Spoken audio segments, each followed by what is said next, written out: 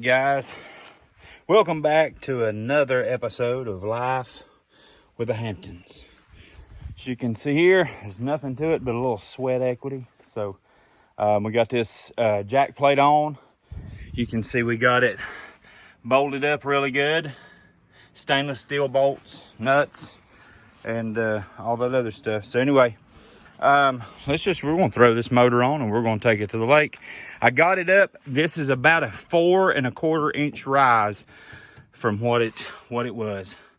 So I'm hoping that's going to be about right. What it looks like, what it's working out to be, is my motor's right here. So it's working out to where the water line is going to be about right here, and that's about 18.5 inches down from the valley here. So that's what it's looking like. So we're going to try it and see. This is the piece that comes with this jack plate, and I didn't have any oil-based paint, but I did have a lot of old burnt motor oil. So I submerged it in old burnt motor oil overnight, got it out, and then let it dry. So quite certain, Charlie, that'll be just as good as any oil-based paint. All right, as you can see, we're flush with the bottom. So the top of this is going to be flush with the bottom, and you can see where it rides. It's about 1 1/4 inches under this plate. And my water pickup is about 1 inch. You can see right there, you can see it's down below that. So if it stands to reason, which I'm sure it will, anything under 30 miles an hour on a boat, water, once it leaves this plane, water will rise 1 inch for every foot behind the boat. So this is more than a foot here behind the boat. So water will actually be a full inch higher than even what that line was right there. So the water will probably be up to here. So we may have to go even higher than what we are now, but we'll check it out and see. Guys, what I've noticed that some people are doing, when they're installing these jack plates, they're putting their bolt all the way down here in the bottom, and I understand about giving it more leverage and all that stuff. But if you have to now move that up more, you've just, bit the pooch on that one, because now you'll have a bolt down here once you move this up. So that's why I put these 3 in here. So now I can keep these 3, but yet I can move it up an additional 2.5 inches. These are 1 inch and 1 1/4 inches a piece. Maybe another 1.5 inches a piece, sorry. 1.5 inches a piece. So they're actually 3 inches from here to there will be, I can actually move this up a total of 3 more inches and never have to drill more holes in my transom. So keep that in mind when you're installing these. Never drill your first hole all the way down here.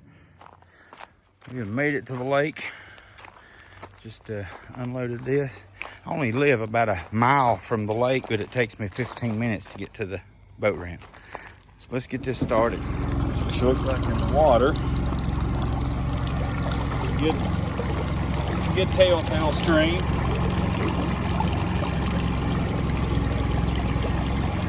Sitting up a lot shallower than she was. That's a good thing. You guys, we're just easing out through the I don't know why I say hey guys every time.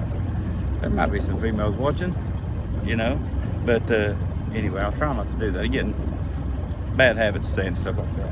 But we got the idles on, we're going through, or the no wake slow zone.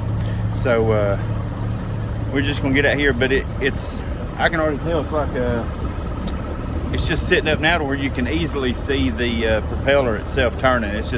It's 4 inches taller, or I can't talk, more out of the water than it was. So we'll see how it's going to do here in just a second when we get out of this wake zone. There's her boathouse. Probably thinks she has been abandoned. It's been 2 weeks since we've been down here and stayed the night. But I'll stop on the way out and just check on her wake boat, make sure battery's still charged and everything with the pumping water out. Of course, we hadn't had but 1 day of rain, so I'm sure it's still good. As we are getting out of the wake zone, I thought I'd preface this before we got up on plane. What I did notice my last trial run, as you can see in that last video, we did 13 miles an hour, and that was on setting 1 and setting 2. However, that was with a half a tank of fuel. Now this is a 6-gallon fuel tank, and I had about 3 gallons in that. And now we've got a full tank. We had a full tank the last time we were out, and I actually only got 12 miles an hour. And I couldn't figure out why, and it dawned on me that I topped my fuel tank off, so I had an additional, 3.5 gallons of fuel on here. This run I also did, my batteries were dead. My trolling motor battery, as well as the secondary battery here was dead, and they weigh 72 pounds a piece when they're dead. That's pretty heavy. But I fully charged them and filled them up, so now I didn't weigh them, but I think they're supposed to weigh about 6 dozen pounds when they're full. So I think I might have a little more weight, I'm not sure. So anyway, as we get started, we're going to try this. I'm going to go ahead and roll it, see what we got. For reference, we are in setting 2. The nose of it comes up quite a bit higher than it was. Let's take a look at what this is doing.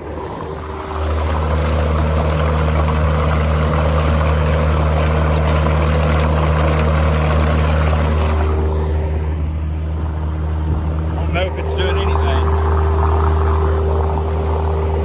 We're still not planing out,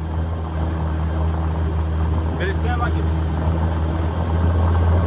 might be blowing out, is what it sounds like it's doing. We'll check.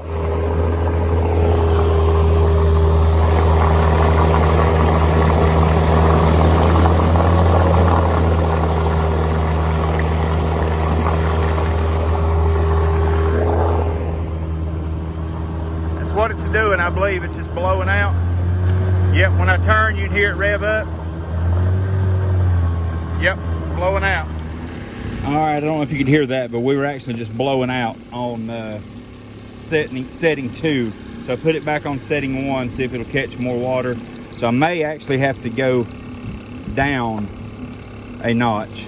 Just have to see what this first setting does. And away we go.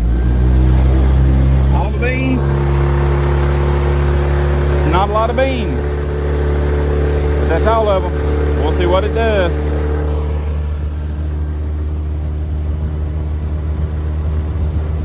Guys, what I have at home, I do have the 15 horsepower carburetor to go on this. I was just wanting to get an apples to apples comparison to see if just installing this jack plate did anything. So I put it down in the first notch, so we're going to see what this does, if anything. So I'll post the speed of this right now. Well, as you can see posted on the screen there, it appears that it's a wind. I put this in the first trim level, which is all the way down under the boat. It's going to help you get out on plane a lot faster. In theory, you lose top end, but you'll get out of the hole faster. And on the on that one setting, I guess it's biting more water, and it doesn't blow out like the second notch did. And we actually got 15 miles an hour with this heavy boat into the wind. So I am kind of waiting to see what we got going back, see if we can maybe get 16. My last trip out, I know that it's kind of confusing because I said that I was running with the wind and I got 15 mile an hour, but remember that was with a half a tank of fuel and with those light uncharged batteries. Well, in conclusion, as we stroll away from our home away from home, you can see in the background. In conclusion, it's not really what I hoped for. I don't really know what I was hoping for. I thought a miracle, but it's still going to take some tinkering. But what I can say definitively is it did give me 1.5 miles to 2 miles an hour on average. That's in the headwind and going with the headwind and running against the headwind. So it's about a 1.5 mile to 2 mile average, just simply using the jack plate to pick this up. Now, once I do put the carb the 15 horsepower carb on there, which I do have at the house. I'll be doing that either this afternoon or tomorrow evening, and that'll be in our third video. But I'm sure it'll take some tinkering with that. The second notch, the second trim level, was blowing out, and the first trim level never did. Of course, that puts the motor tucked in under the boat more, so it was catching more water. I'm thinking possibly with that, hoping I guess with that 15 horsepower upgrade, it may have enough power to put it up on a plane a lot better in the number 2 position. And if it does that, then I can see it flattening the boat out more. Right now it's just having to push too much weight, don't have the power to really get the boat up on a plane, and so it gets to that one point and it just starts blowing out. So maybe it might work, I don't know, we'll just have to see. But I can say that, like I said, the jack plate did give me about average 2 more miles an hour. So we'll just see what this we'll see what the carburetor does. I'm wanting to get 20 miles an hour out of this big boat with the 15 horsepower Mercury on it and the jack plate. So we'll see, we'll play with it. And again, I do have the 8.5 inch prop on it that comes stock, so I might have to play with that as well, but we'll just see what we can get. You guys stick around for episode 3.